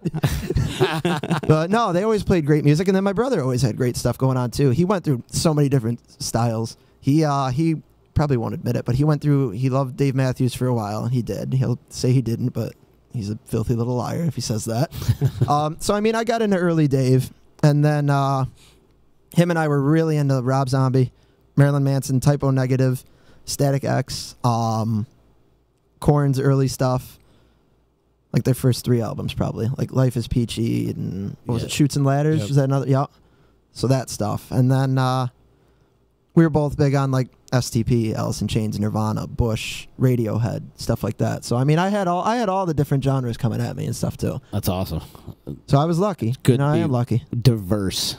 Adam's still playing out there too. Did they Half just of that. recently have Sassafras Jenkins reunion? Did I hear? See, I'm not too sure about it's that. coming I think up. it's coming up. I'll have to double check with him. It's either coming up or they just had it. I know. I Blake think was it's coming up. It's Where they I doing want to that? say it's coming up, but huh? Where? Nail Creek. No. Yeah. he does the Half Assess a lot though, and they just played Actually, the night we were at the brewery, because I played the brewery, and then I went over to Nail Creek. I wanted to hear him. I don't really get to hear him even, but it was cool to hear him. They did original tunes and then Primus and stuff, and they had Rainbow come up. Primus, huh? Yeah, and Rainbow sang Mariah Carey. It was great. At least it sounded like Mariah Carey. So Rainbow doing Mariah that could have been the beer. I don't know. Band is just saying at the end of the month they're playing at Nail. So are they? Fresh Chickens. Awesome. Bummer I won't be around for that, but hopefully I will be. I'd like to hear him. Yeah, they used to do. They had a lot of fun shows back in the day with Sassafras. That was a fun band. Hard drinking whiskey rock. Mm-hmm. Mm-hmm. Well, what they do? They would do originals, but then they'd throw in like what Marshall Tucker band and stuff too. I think. Yeah, they did some Marshall Tucker. I want to say, I can't think now. Yeah. But yeah, the band. They used to play the band a lot. Yeah. Stuff like that. I like the band. Yeah. Iconic. Yeah. Iconic. Last Waltz. Yep. Right on, brother. Well, before we get out of here, why don't you plug some of your dates and how people could get a hold of you and if they're interested in booking you or social medias, all that stuff. All right. So again, I'll do this promotion as well. I got an original song out there. It's called Shelter Me. It's under my name, Spencer Morgan. It's on iTunes. It's on Spotify, Apple Music, and then it's also on YouTube if you want to check it out on there. I got more coming up as well. I'm in the studio lately working on the next one. That's going to be released as a single as well. And then I'm going to do, I'm going to try the album thing, I think. I'm going to give that a go. So I'm working on that out at Silver City Studios with Rob Capizano. So more originals to come, and then I'm working on a lot more writing. To book us, the easiest way is to email us lastleftband@gmail.com. That's lastleftband@gmail.com. That's the easiest way. We're on Facebook. Give us a like on there. We usually post our upcoming shows on there and dates as well. Plus links to originals and other videos and stuff. And then what we got coming up here Thursday, we're at the Celtic Heart, 8 to 11. Saturday's a wedding. You're not invited. I'm sorry. Sunday is Bites, Brews, and Tunes at MVCC. We play at 5:30. And then August 25th, we're going to be at the gig. We have other ones before then, but it's weddings and private events as well. But August 25th, we're back at the gig. So that'll be a good time. We haven't been there in a little while, so that'll be fun. For sure. On Sunday at MVCC, is there a bunch of bands playing for that? There's a couple other ones. Old Main is one that's before us. I've never heard them, so I'm looking forward to hearing them. Great. One of my favorite local bands right now. Yeah, I got to check them out. Kick ass. I hear they're good. I think my father knows one of them. Doesn't one of them work at Big Apple? One of the guys in the band? I don't know. I think. Jim? Answer. No. I think actually right now they're just full-time musicians right now. Yeah? The band. Oh, no, I'm looking forward to hearing them because I've heard the name thrown at me a few times. So one works at Munson. Oh, right. Okay. So, yeah, they're before us, so I'm looking forward to hearing them. And then we're up 5:30 to 7, I think. So, and that's to benefit the neighborhood center. So, cool. Bites, Brews, and Tunes. I guess there's going to be a whole bunch of, there's going to be brews and tunes and stuff to eat that you can bite. But food vendors and stuff. No, food vendors and stuff in all seriousness. And it's for a great cause. So, and it's supposed to be good weather. Lucking out. Unfortunately, again, tomorrow night got canceled. We were out in Herkimer Arc Park, but that got canceled. Don't you feel like they can't predict the weather anymore, though? They've been calling for rain. It hasn't rained a few times. We were at the Savoy last Wednesday, and we were like, this isn't going to happen. We were like, look at this weather. It's horrible. We went to bed the night before. It was like 80% chance of thunderstorms and rain. We were like, And our one before that had gotten canceled. So we were like, this sucks at the Savoy. But we ended up getting it in, and it was fine, and it held off, and it was great. So this has been a great summer. Weather-wise, amazing. No, for sure. And it's flying by. So way too quick. Slow down. Way too quick. Because before you know it, you know it's coming, and it's... yeah, and then you know what's coming. Winter is coming. Yes, it is. Winter. That's a good Game of Thrones reference. I had to slip it in there since we were talking about it earlier. I can't wait for that to come back out. In fact, tonight, you know what I'm excited for tonight? The season premiere of Better Call Saul. That's on tonight. Oh, really? I never watched season that. premiere. No, I've never watched Breaking Bad. Though. Really good. Right. I gotta watch Breaking Bad. Saul, Better Call Saul. That's before Breaking Bad. So, technically, it's a prequel. So technically, I should watch that one first. Yeah. It's a prequel to Breaking Bad. Look at that. So you might actually do it better. Like I watched, Breaking Bad. I haven't seen Better Call Saul. So this season's gonna be epic because now all these Breaking Bad characters are in the full mix. The cartel, all that shit. It's gonna be dope. I gotta get into that. It's gonna be good. That'll be my next show to watch then. That's tonight. The season premiere on A&E, right? Is it A&E or There's AMC? AMC, I think. Yep. And you're watching Vikings? I'm watching Vikings right now because Shark Week is done, so I got into that. And they just came out with another season. That's still going. Is it really? Yeah.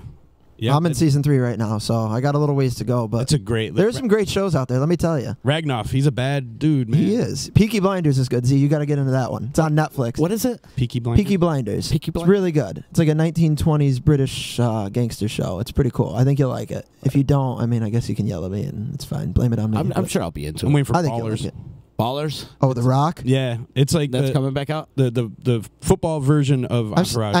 It's almost like Any Given Sunday in a show, kind of stretched out a little bit. See, it kind of reminds me a lot of like Entourage too. Like It's got that vibe to it. Yep.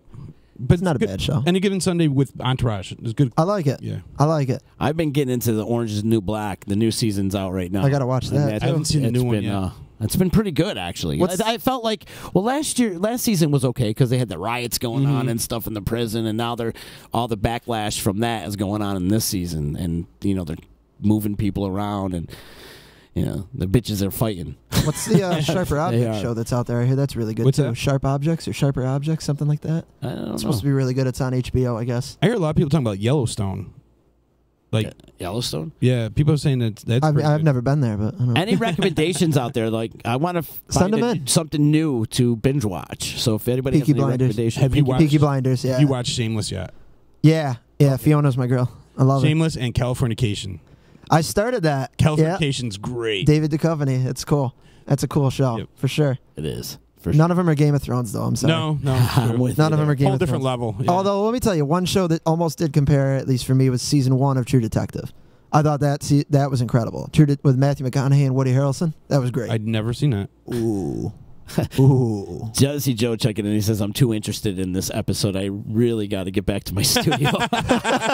Thank you, Joe. We love you. And we love The Drive, too. I got to give you a plug, too. We love The Drive. Joe's awesome. 92.7 The Drive. Pretty much the only station out there that's supporting local. Mm-hmm. Joe's a great dude. About it. I know the other stations say they are local. And they're truly local, too. I mean, right. They're right there on Genesee Street. Joe's awesome. Wait, ever since Joe has taken over, the programming at The Drive has gone top notch. Now it's all like B-sides and shit you haven't heard in a long time.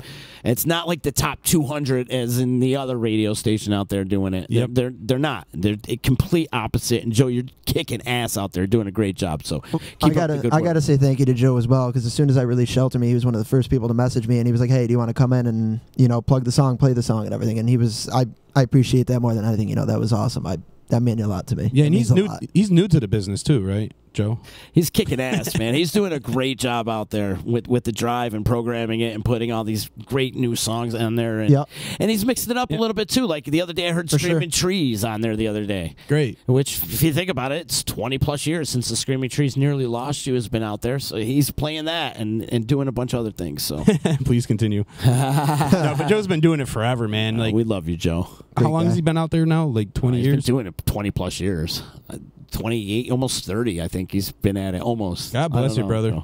Yeah, I've known him since I came out. I was a kid and everything, too. I mean, he used to go to the Blues Society jams and stuff. And he was just, again, he was like one of the first people to come up to me and talk to me back then. And I always appreciate that. And once I put out the original, he reached right out to me. And that meant a lot. And that's one cool thing about Joe is a lot of times you get these radio DJs, they're actually introverts. Like when they're in public, they don't want to talk to anybody. They stand back. Joe's right up there shaking everybody's hand. He walks right up and shakes your hand. He's awesome. It's great. Oh, great dude. He's saying 26 years he's been in the business. We got to do a 30th anniversary. In 4 years from now, we should do a big 30th anniversary party for and him. shave his head. No. Donate his hair. Don't do that. Gotta leave it. Adeline saying Joe's a class act, and yet that he is. He is. Definitely. He's a beautiful man, and we love you, Joe. And Moyer is saying he's 26 years old. Fine, we'll shave Moyer's head. Yeah, we got to shave somebody's head. Anyways. Just bring in Meliani. He's got some stubble up there. He always shaves his head anyway, so just do that. Can we mention Dave Miliani? I'm sorry, I always call him Muliani. But can we mention that he is probably the best bass player in Utica? I mean, I can't argue that, but I feel like I can't comment on it because I would be biased. Yeah, right. You know what I mean?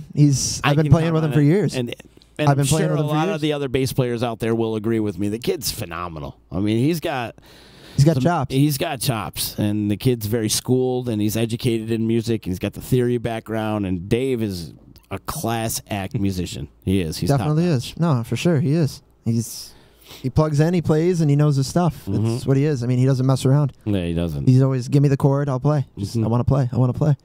You know, makes for interesting sound checks. Not gonna lie, but because they don't stop playing. Oh shit! That's what I want to do. That's every bass player. Excuse me, I'm trying to check the drums. Okay. 1 minute later. I want to do a drinking contest. Have like band members sit there with their instruments in their hand and they can't touch it. If they touch it, they got to drink. That's impossible. Right? And Dave can't play it anyway because he doesn't drink. Oh shit! Doesn't drink. Hey, he doesn't drink much at all. I've seen him drink. No, he's awesome. I mean, him and Shep together, they lock together really well. Yeah, those guys. It's a good rhythm section right there. I'm a lucky guy right now. It's great. Moyer's saying let's have a bass off with Dave and Jeff Moyer. Jeff Moyer is another. Jeff phenomenal. is a beast. He's but Jeff is one of those guys that anything he touches is nasty. True. I mean, he's another walking dictionary of music too. Mm-hmm. You know, was that kid in Substance? Oh yeah, he's great too. That kid was sick. Quinn's, yeah, he is. He was pretty sick. Yes, he's a beast too. I don't think I've ever heard him. Oh, dude. Oh yeah. I was sitting like videotaping, and the kid was just like all over the place. Yeah. Jeff actually, he filled in with last year. Or was it 2 years ago? I can't remember. Shep was out of town, and he played the drums with us. It was great. It was hysterical. It was awesome having somebody as nuts as me on stage to turn around and just break balls with. It was great. It was That's awesome. Jeff for sure. It's a variety show when you got Jeff. Well, my goal is to always make Shep just laugh and just break on stage because he's usually straight faced and he's just behind the drums laying it down. And my goal is to usually just like mess with the lyrics, and we got in-ears so he can hear what I'm doing. And like I just turn around and he's like looking down, shaking his head no. But when I was doing it with Jeff Moyer, he was giving it right back. Mm-hmm. So it was just going both ways. Jeff is awesome though. Yeah. Jeff's great, and he's an awesome dude. Yeah. Tim says winter grows hair. We could do that live on Disruption. I'd be down for a bass off. I know that's actually a good idea. We should make that happen. The melt your face bass off. Let's do it. But like you said, Jeff Moyer touches the drums, phenomenal. He touches the guitar, phenomenal. Yeah. Bass, he's ridiculous. Great voice. And he's got a great voice, perfect pitch voice. Mm-hmm. Like when he sings that was good enunciation right there. Yeah, perfect pitch. Perfect pitch. When he does the four non-blonde, the four non-blondes, when he sings that song, like he hits every freaking note. What's going on? Yeah, what's going on? No, I was asking you what's going on. Not too much, actually. No, Jeff's a good dude. Jeff's a good dude. Yes, a lot of talent here in upstate New York. That's for damn sure. In the Utica region, that's for damn sure. And Syracuse, too. There's a lot of great bands coming out of Syracuse right now. Check out Skunk City. Skunk City. Loving those guys right now out of Syracuse. Awesome band. What do they do? They're more of a funk thing. Nice. They do a lot of Prince and Michael Jackson and stuff like that. Oh. They play Turquoise Tiger a lot. Really? In fact, they were playing that night I came to see you guys. Okay. I came to see them and you guys and going back and forth, and it worked out good that night. Turquoise Tiger gets some good acts up there too. They do. I don't always remember the names, unfortunately, because I don't know. They don't really announce them that much, but like the band while they're playing, they don't. But they get some tight acts in there. They get some really good shows. It's cool to hear the stuff in there and variety. Because like I remember one night I went there and it was like a jazzy like Sinatra, Dean Martin style, and then another night you go there and it's Commodores and Lionel Richie style. So it's cool. You get a little bit of everything in there. Love it. Smooth operator. Spence, this has been fun, man. Thanks for having next me. time you come back, you got to bring a guitar or something. Maybe perform a little bit, play some of your originals. Yeah, definitely. Oh, I'd love to. I appreciate you reaching out to me today. It was cool. Yeah, of well, not course. today. You did it a few days ago. We but got I to appreciate do it again. Let's do this again. Bring your guitar and hang out. And Definitely. Well, we got a new setup over here, so we get some drinks flowing. And The bar. stuff like that. Isn't that cool? The bar looks great. I got to give some Pretty love good. and respect out to Nate Keita from Stoneworks Concrete Artisan, man. He's the man. He made that bar for me. It's all. Is that Nate who drums? Nate who drums, right. I know Nate. He's in Follow the Muse, and he was in Autumn Fire. That's how I know him. Beside the Sun. He's a nice guy. Great man. And he made that bar. It's solid concrete on the top, but everything else is refurbished wood. Mm-hmm. And it rolls. It's got wheels. It's really cool. So we're going to get that set up and rolling really, really, really soon. I'd like it. And if you want to hit up Nate at Stoneworks Concrete, he does kitchen countertops. He does outdoor kitchens, indoor-outdoor furniture, planners, bathrooms, vanities. He does those cool little fireplaces that you sit outside and you kind of just sit around and, With fire. You could put a fire in a fireplace. You could put a fire there. You could Fireplaces you can have fire in. He does a lot of cool work. Give him a call today, 315-520-9631. Also, some love and respect out to our sponsors, Nick Pasalacqua. If you need legal help quick, you better call Nick. Call him today, 315-500-NICK, or hit him up online, cnytriallaw.com. And also stop into the showroom at 5865 Taberg Rome in Rome. Taberg Road in Rome and see why all their customers love their Nye VW.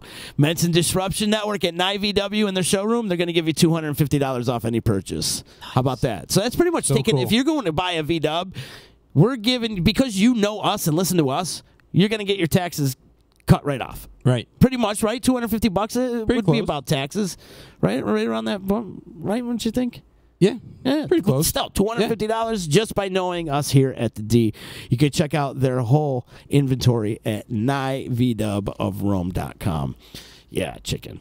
Name drop. Yeah, do it. Just tell them you know the D, and they're going to hook you up. $250. Can't go wrong. Big ups to our boy over at Nye VDub, Mike Sacco. Also, tomorrow, we got the Legalize It guys coming in. Legalize It CNY coming in tomorrow. Michael Hart Phoenix coming in, as well as Gary Colmy from Gary's Music Store. He's coming in. We're talking about the Legalize It thing. Let's see, what else? We got a big week coming up this week, dude. I got Artie Lang's manager calling in this week. That's going to be cool. Nice. Trampoline Jetstream coming in this week. And tomorrow, we got the cannabis panel, if you will. We're going to be talking cannabis tomorrow. So if somebody's at the door, chicken, open it up. It's a hot blonde, too. Uh-oh.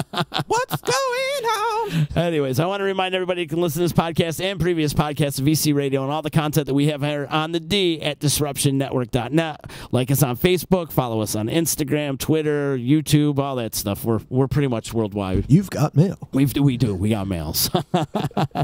Spence, thanks again for coming in. Make sure you check out Last Laugh this Thursday at the Celtic Harp. Thank you for having me. Saranac Thursday. So, yeah, thanks for coming in. And like I said, next time you do have to come in and play some music for us. All right. Sounds good. I think it has to happen.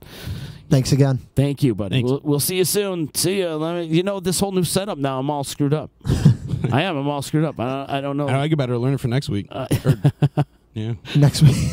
Chicken's going to be here taking over all of next week, so we're going to see what happens. Yeah, good luck. The house is going to burn down. Yes, it is. We'll see you tomorrow. We are a generation of lost masculinity, and we got to start getting it back. No matter if you're straight or gay, no matter if you stick it in the front or you stick it in the rear, for the love of our sons, we've got to stick it in there like a man. You know what the hell you're listening to? It's EC Radio. Hey, Disruption Network. This is Mike Sacco, the general manager at Nye Volkswagen of Rome. If you don't know me by name, it's only because you have not received the best deal. There's only one reason to leave Utica, and that's to come see me in Rome and get the best deal on your next new, pre-owned, or certified VW. Mention that you heard this ad from Disruption Network and receive $250 off your next vehicle purchase. You'll know why our customers say, I love my Nye VW. Come see us at 5865 Rome Taberg Road in Rome, or visit us online at nyvwofrome.com. The Property Sisters of the Mohawk Valley was born when 3 top producing agents with over 25 years of combined experience selling real estate joined forces to take real estate to the next level. We practice with honesty, integrity, and the knowledge to help make the buying and selling process easy and stress-free for all of our clients. We pledge to always make our clients our top priority from start to finish, and even after the house is closed. We will always be a valued resource for information and assistance for our buyers and sellers. Our customers over the years have become not only past clients, but great friends. As we join hands together as the Property Sisters of the Mohawk Valley, we look forward to serving our clients and our community and making a positive difference. You can reach us at 315-601-9630 for all of your real estate needs. Hi, this is attorney Nick Pasalacqua. The team of attorneys I have assembled at Pasalacqua & Associates has been carefully hand-picked to include the best trial attorneys in the particular areas of the law that we practice. Have you been charged with DWI or any other crime? Members of our team include former assistant district attorneys, now fighting to protect your rights 24 hours a day, 7 days a week. Have you or someone you love been seriously injured in a motor vehicle accident? Members of the team at Pasalacqua & Associates include former insurance defense attorneys, now fighting to ensure that you get every penny you're entitled to. If you need legal help quick, don't waste your time or money calling anyone else. Remember, for legal help quick, you better call Nick and the team at Pasalacqua & Associates. 315-500-NICK or 315-500-6425 or visit cnytriallaw.com today.